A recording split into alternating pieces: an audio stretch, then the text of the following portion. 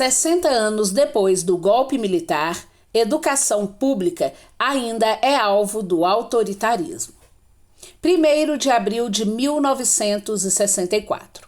O presidente João Goulart era deposto pelos militares. Iniciava ali o período de ditadura militar no Brasil, que durou até 1985.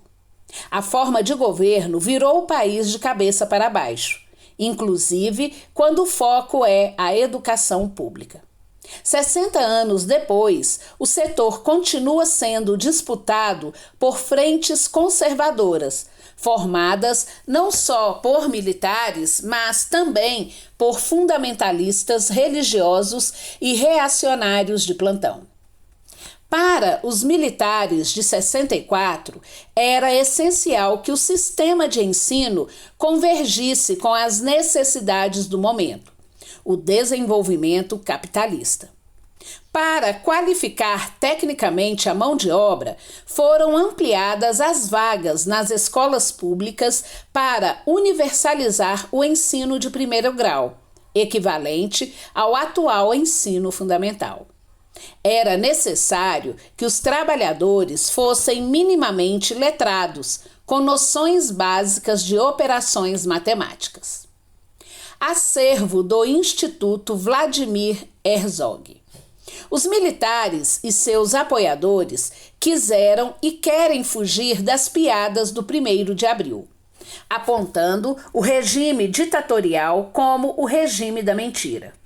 Por isso, ainda se discute se o golpe de 64 se deu em 31 de março ou 1º de abril. Isso importa pouco. O que importa mesmo é que, realmente, esse foi um regime da mentira. Um exemplo é essa ampliação das vagas nas escolas, tão capitalizada por quem ainda acha que a ditadura militar foi um período próspero. Por não ter nenhum investimento vinculado, a ampliação dessas vagas nas escolas marcou o início da precarização da educação. Um verdadeiro câncer que vivemos até hoje, explica a diretora do Simpro, Márcia Gilda. Ao mesmo tempo em que, teoricamente, se abria mais espaço nas escolas públicas, uma força-tarefa se formava para cortar pela raiz o Programa Nacional de Alfabetização do governo João Goulart, coordenado por Paulo Freire, lançado meses antes do golpe.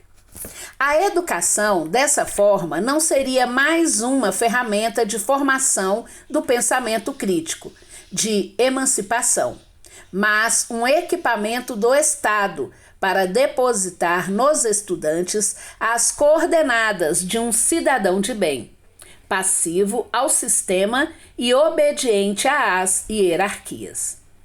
Mais de 6 décadas depois, a educação pública continua sendo disputada por frentes reacionárias. Os objetivos são basicamente os mesmos: formação da mão de obra adequada ao atual modelo de desenvolvimento e a formatação de uma sociedade obediente e submissa. Em pleno regime democrático, a investida que remonta à ditadura é feita de forma organizada e potente, via projetos e propostas como o Escola Sem Partido e, mais recentemente, a caça ao Plano Nacional de Educação 2024-2034. Aprovado em janeiro na Conferência Nacional de Educação, o PNE tramita no Congresso Nacional. Entre um dos maiores opositores à proposta, construída coletiva e democraticamente, está o atual presidente da Comissão de Educação, Nicolas Ferreira. Como bagagem, o deputado tem sua atuação marcada pela aprovação de lei proibindo a linguagem neutra nas escolas de Belo Horizonte, quando vereador da cidade. E como deputado, o apoio fiel à educação domiciliar, o homeschooling. Nicolas engrossa o grupo que atua principalmente pelo WhatsApp, com a distribuição de cartilhas que afirmam que, se o PNE for aprovado como está, crianças serão estimuladas à iniciação precoce da sexualidade e estudantes, em geral, sofrerão uma doutrinação ideológica da esquerda. Quem relata o caso é a agência pública.